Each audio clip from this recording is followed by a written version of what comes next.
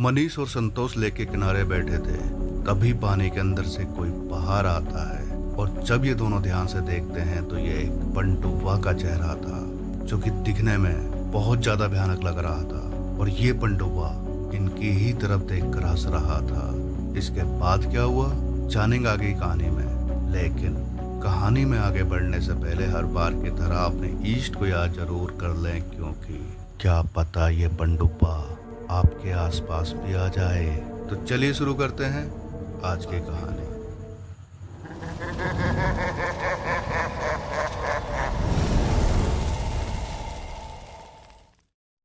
नमस्ते जी, welcome to my YouTube channel demon horror show और मैं हूँ ईमान।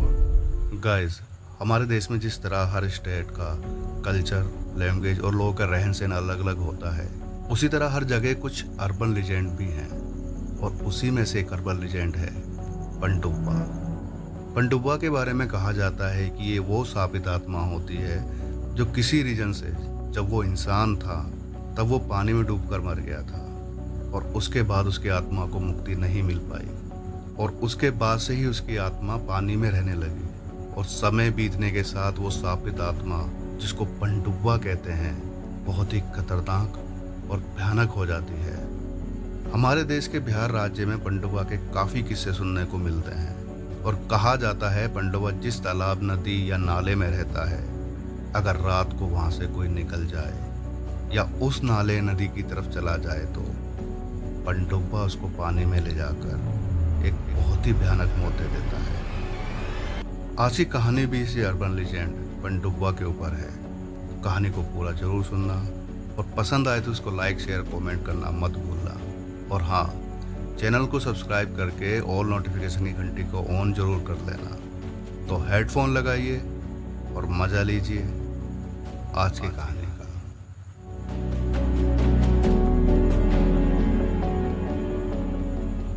कहानी की शुरुआत होती है बिहार के एक बेहद पिछड़े हुए गांव मनिहारी से, जो कि कटिहार जिले के अंतर्गत आता है। इसी गांव के रहने वाले सज्जन सिंह बताते हैं कि उनका गांव एक फ्लड इफेक्टिव एरिया है। मनिहारी एक ठीक ठाक आबादी वाला गांव है, लेकिन अगर डेवलपमेंट की बात की जाए तो यह आज भी काफ़ी पिछड़े हुए इलाकों में आता है। सज्जन जी बताते हैं कि इनके गांव में कुछ मछुआरे के घर भी हैं। अब जिनको नहीं पता मछुआरे कौन होते हैं, उनको बता दूं कि जो लोग मछली पकड़ने और उनको बाजार में बेचने का काम करते हैं, उनको मछुआरा बोला जाता है। सज्जन सिंह बताते हैं जो उनके गांव में मछुआरा कम्युनिटी है, वो गांव के पास स्थित एक लेक से ही मछलियां पकड़ते हैं, जिसकी दूरी लगभग गांव से 20 किलोमीटर की होगी। मछुआरे लोग दिन भर उसी लेक से मछलियां पकड़ते और शाम को बाजार में जाकर उनको बेच दिया करते थे। और अक्सर इन मछुआरों में आपस में काफ़ी कंपटीशन रहता था। ये लोग सुबह 4 बजे उठकर उस लेक की तरफ निकल जाते थे और जब तक ये लोग वहाँ पहुँचते सूरज भी निकल जाता था।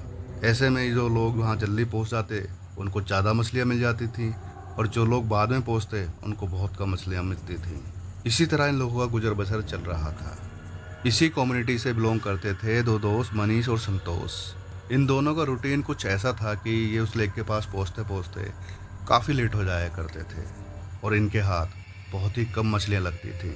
अब ये जो मनीष था इस बात से काफ़ी परेशान रहा करता था और वो यही सोचता रहता था कि कैसे मैं ज़्यादा मछलियाँ पकड़ सकूं और मुनाफा कमा सकूं। और इसी सब के चलते वो एक प्लान बनाता है कि क्यों ना हम लोग रात को मछलियाँ पकड़ने जाएं, क्योंकि रात को वहाँ पर कोई और नहीं जाता है और रात को हम ज़्यादा मछलियाँ पकड़ सकते हैं और सुबह जल्दी जाकर हम उसको बाज़ार में बेच देंगे, जिससे ज़्यादा से ज़्यादा हम मुनाफा कमा सकते हैं। लेकिन उसको नहीं पता था कि लोग रात को उस तरफ क्यों नहीं जाते हैं और रात को लोगों के उस तरफ ना जाने की जो वजह है वो कितनी भयानक थी। काफ़ी सोच विचार करने के बाद मनी संतोष को अपने इस प्लान के बारे में डिस्कस करता है, लेकिन यहाँ संतोष ये सुनकर काफ़ी घबराते हुए बोलता है कि क्या क्या बोल रहा है तू? क्या तुझे नहीं पता शाम होने के बाद वहाँ कोई नहीं जाता? क्या तूने उसके बारे में नहीं सुना है? वो लोगों को पानी में ले जाकर डुबोकर मार देता है। ये सब बोलते हुए संतोष के चेहरे पर डर साफ देखा जा सकता था। लेकिन यहाँ संतोष मनीष को किसके बारे में बताना चाहता था? जी हाँ, संतोष मनीष को उसी पनडुब्बा के बारे में बताना चाहता था। लेकिन इस पर मनीष कहता है कि मैं इन सब बातों पर विश्वास नहीं करता, लोगों ने बस कहानी बना रखी है जिससे रात को लोग उस तरफ ना जाएं और मछलियां ना पकड़ सकें। इन दोनों में इस बात को लेकर काफ़ी देर तक बहस चलती रहती है, लेकिन थक हार कर संतोष को मनीष की बात माननी पड़ती है। लेकिन इसका नतीजा कितना भयानक होगा, इस बात से दोनों अनजान थे। शायद दोनों नहीं, लेकिन संतोष को इस बारे में ज़रूर पता था कि इसका नतीजा क्या हो सकता है। लेकिन मनीष के जिद के आगे वो भी कुछ नहीं कर पाता है। अब इस बात से मनीष काफ़ी खुश था, क्योंकि अब वो दूसरों से ज़्यादा मुनाफा कमा सकता था। लेकिन उसको क्या पता था कि ये उसकी कितनी बड़ी भूल थी और उसको इसकी कितनी बड़ी कीमत चुकानी पड़ेगी। खैर, अगले दिन मनीष और संतोष शाम होने से पहले अपनी अपनी सारी तैयारी शुरू कर देते हैं। मछलियाँ पकड़ने का जाल और दूसरा सभी सामान रख लेते हैं और शाम होने के बाद दोनों अपने अपने सारा सामान लेकर निकल पड़ते हैं। रास्ते में संतोष मनीष को फिर से कहता है कि देख मनीष, एक बार फिर से सोच ले, क्या हम लोगों का जाना ठीक रहेगा। इस पर मनीष संतोष की बात काटते हुए कहता है कि तू खुद देख लेना, वहाँ ऐसा कुछ नहीं होने वाला है। ये दोनों अपनी अपनी साइकिल से अपना सामान लेकर जा रहे थे।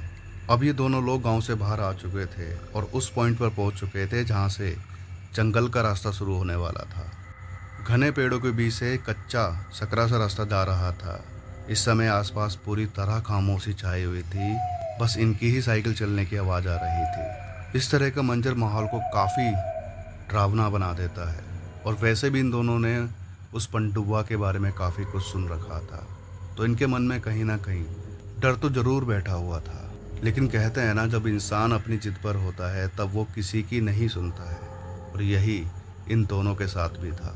आसपास पूरी तरह सन्नाटा छाया हुआ था और उसी खामोश रास्ते पर ये दोनों चुपचाप चले जा रहे थे। बीच बीच में दोनों आपस में एक दूसरे से बात भी करने लगते। लेकिन तभी रात के इसी सन्नाटे के बीच इनको सामने से कोई आता दिखाई देता है। ये दोनों हैरानी से एक दूसरे की तरफ देखते हैं, क्योंकि इस समय इस रास्ते पर मुश्किल से ही कोई मिलता था।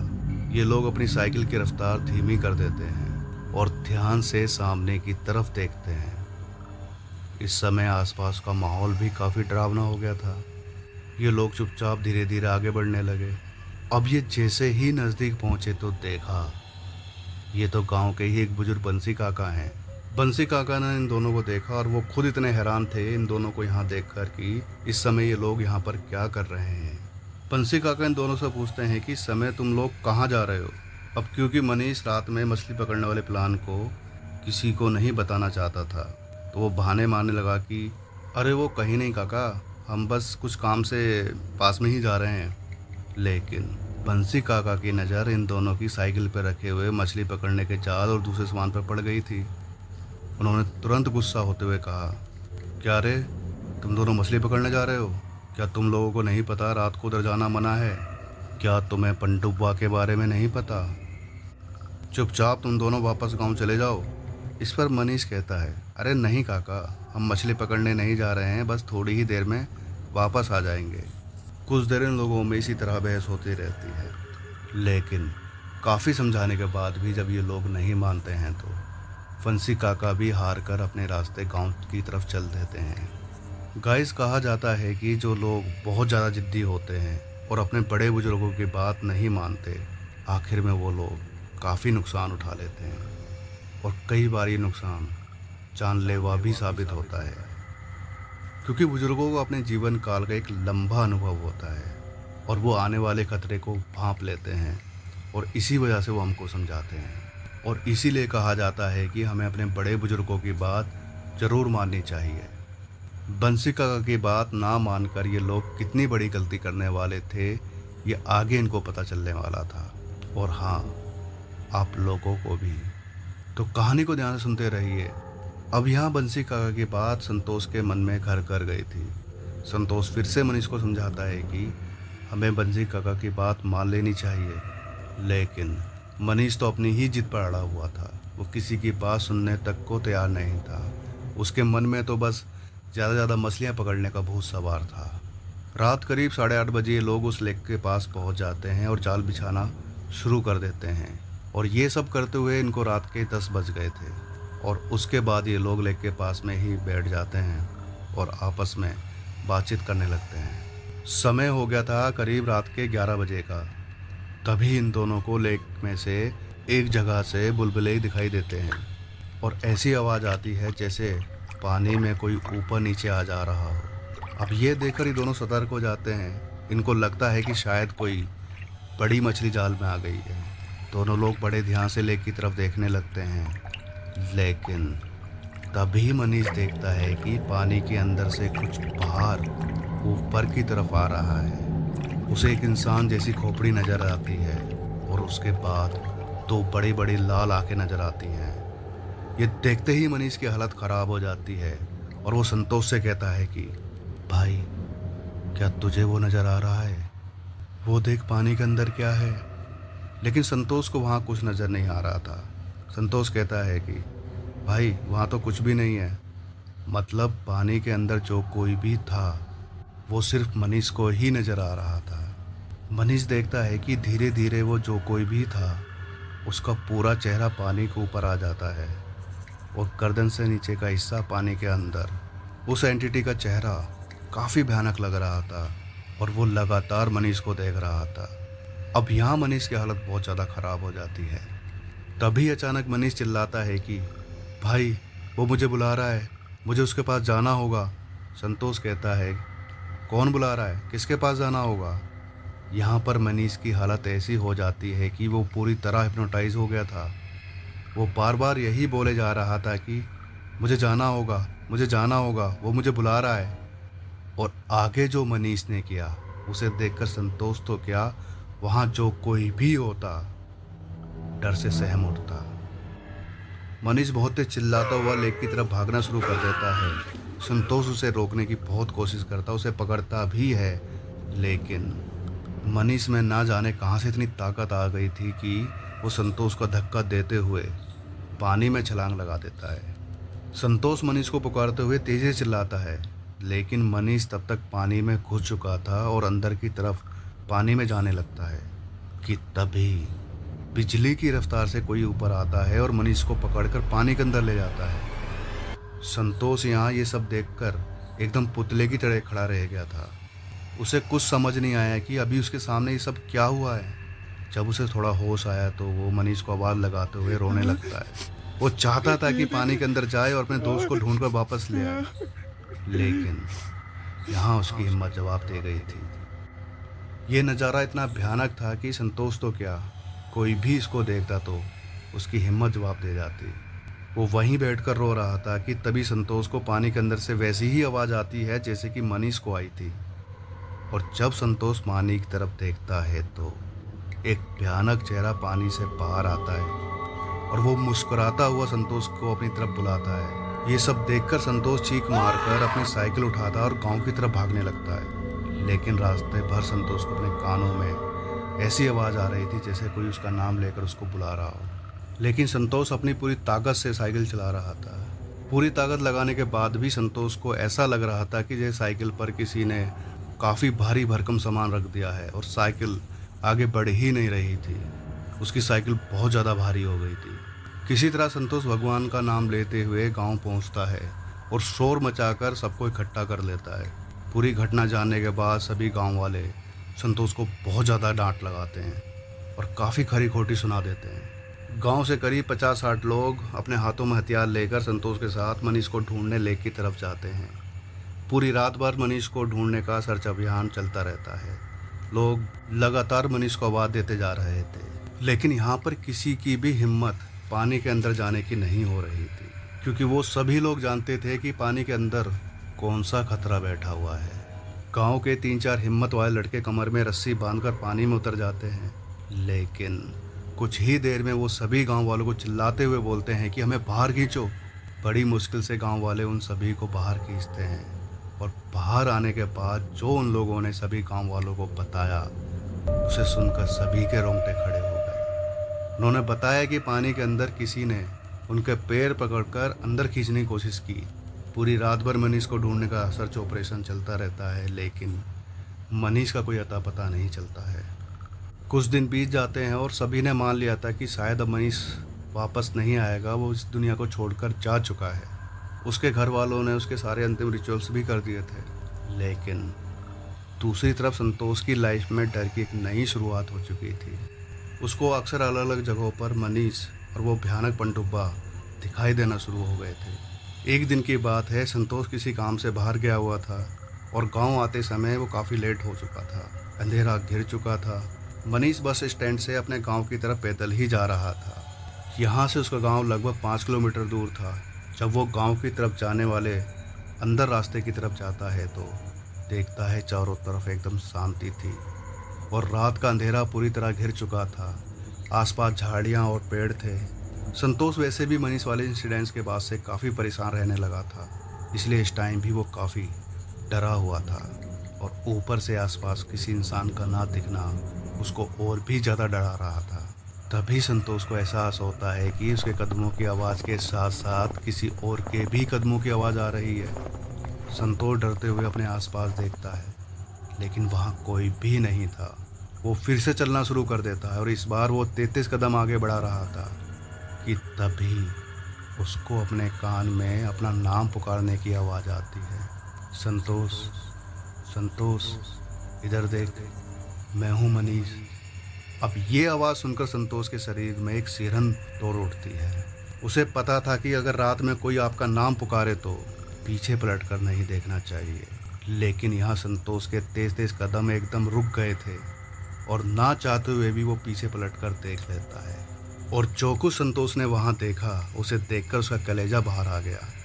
उसने देखा कि एक तरफ मनीष खड़ा है। उसकी आंखें एकदम बेजान थी, पुतलियाँ गायब थीं और पूरा शरीर पानी में भीगा हुआ था और उसका चेहरा एकदम सफ़ेद था। लेकिन वहाँ मनीष अकेला नहीं था, कोई था उसके साथ, और जो उसके साथ था उसको कोई भी गांव वाला अपनी पूरी ज़िंदगी में देखना नहीं चाहता था। जी हाँ, मनीष के साथ था पनडुब्बा।